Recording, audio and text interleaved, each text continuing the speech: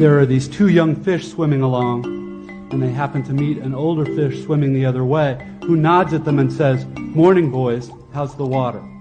And the two young fish swim on for a bit, and then eventually one of them looks over at the other and goes, "What the hell is water?"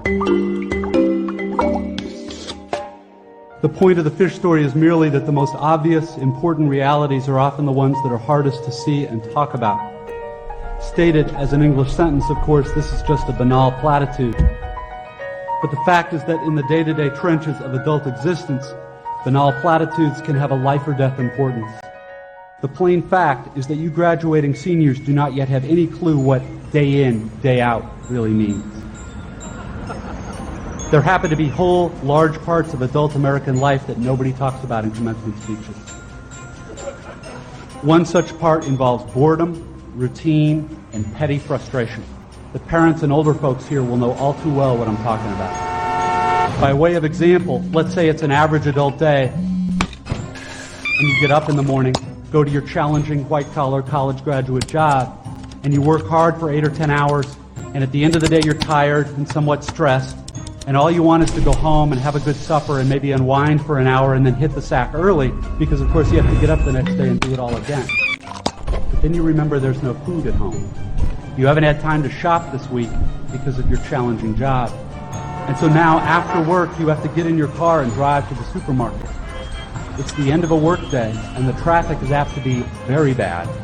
So getting to the store takes way longer than it should.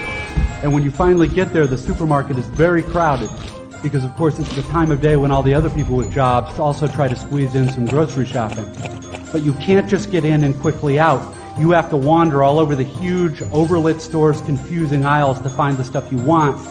And you have to maneuver your junky cart through all these other tired, hurried people with carts, etc., cutting stuff out because it's the long ceremony. And eventually, you get all your supper supplies, except now it turns out there aren't enough checkout lanes open, even though it's the end of the day rush.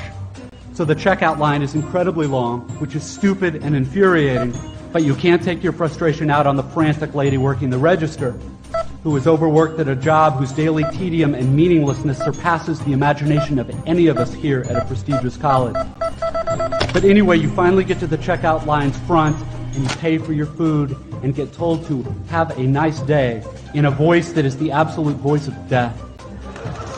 And then you have to take your creepy, flimsy plastic bags of groceries in your cart with the one crazy wheel that pulls maddeningly to the left, all the way out through the crowded, bumpy, littery parking lot, and then you have to drive all the way home through slow, heavy, SUV-intensive rush hour traffic, etc., etc.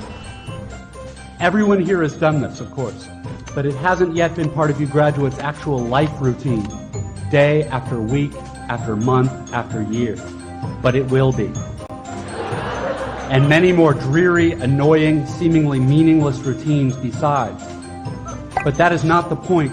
The point is that petty, frustrating crap like this is exactly where the work of choosing is going to come in. Because the traffic jams and crowded aisles and long checkout lines give me time to think. And if I don't make a conscious decision about how to think and what to pay attention to, I'm going to be pissed and miserable every time I have to shop.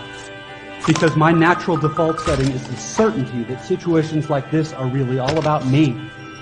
About my hungriness and my fatigue and my desire to just get home. And it's going to seem for all the world like everybody else is just in my way. And who are all these people in my way? And look at how repulsive most of them are, and how stupid and cow-like and dead-eyed and non-human they seem in the checkout line.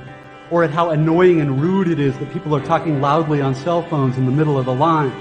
And look at how deeply, personally unfair this is. If I choose to think this way in the store and on the freeway, fine. Lots of us do. Except thinking this way tends to be so easy and automatic that it doesn't have to be a choice. It is my natural default setting. It's the automatic way that I experience the boring, frustrating, crowded parts of adult life when I'm operating on the automatic, unconscious belief that I am the center of the world and that my immediate needs and feelings are what should determine the world's priorities. The thing is that, of course, there are totally different ways to think about these kinds of situations. In this traffic, all these vehicles stuck and idling in my way, it's not impossible that some of these people in SUVs have been in horrible auto accidents in the past, and now find driving so terrifying that their therapist has all but ordered them to get a huge, heavy SUV so they can feel safe enough to drive. Or I can choose to force myself to consider the likelihood that everyone else in the supermarket's checkout line is just as bored and frustrated as I am, and that some of these people probably have much harder, more tedious or painful lives than I do.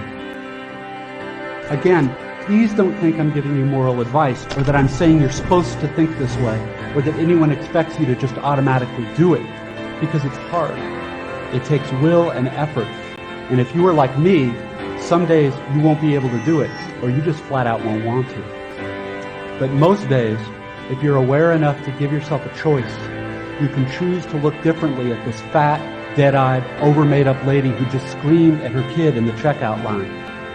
Maybe she's not usually like this. Maybe she's been up 3 straight nights holding the hand of her husband who's dying of bone cancer. Or maybe this very lady is the low-wage clerk at the motor vehicles department who just yesterday helped your spouse resolve a horrific, infuriating red tape problem through some small act of bureaucratic kindness. Of course, none of this is likely, but it's also not impossible. It just depends what you want to consider. If you're automatically sure that you know what reality is and who and what is really important, if you want to operate on your default setting, then you, like me, probably won't consider possibilities that aren't annoying and miserable. But if you've really learned how to think, how to pay attention, then you will know you have other options. It will actually be within your power to experience a crowded, hot, slow, consumer hell-type situation as not only meaningful, but sacred, on fire with the same force that lit the stars. Love, fellowship, the mystical oneness of all things deep down. Not that that mystical stuff's necessarily true. The only thing that's capital T true is that you get to decide how you're going to try to see it. This, I submit, is the freedom of real education, of learning how to be well-adjusted. You get to consciously decide what has meaning and what doesn't. That is real freedom. That is being educated and understanding how to think. The alternative is unconsciousness, the default setting, the rat race, the constant gnawing sense of having had and lost some infinite thing.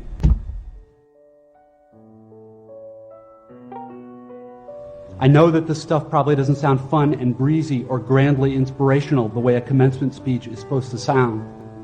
What it is, as far as I can see, is the capital T truth with a whole lot of rhetorical niceties stripped away. You are, of course, free to think of it whatever you wish. But please don't just dismiss it as some finger-wagging Dr. Laura sermon. None of this stuff is really about morality or religion or dogma or big fancy questions of life after death. The capital T truth is about life before death. It is about the real value of a real education, which has almost nothing to do with knowledge and everything to do with simple awareness. Awareness of what is so real and essential, so hidden in plain sight all around us all the time, that we have to keep reminding ourselves over and over, this is water. This is water.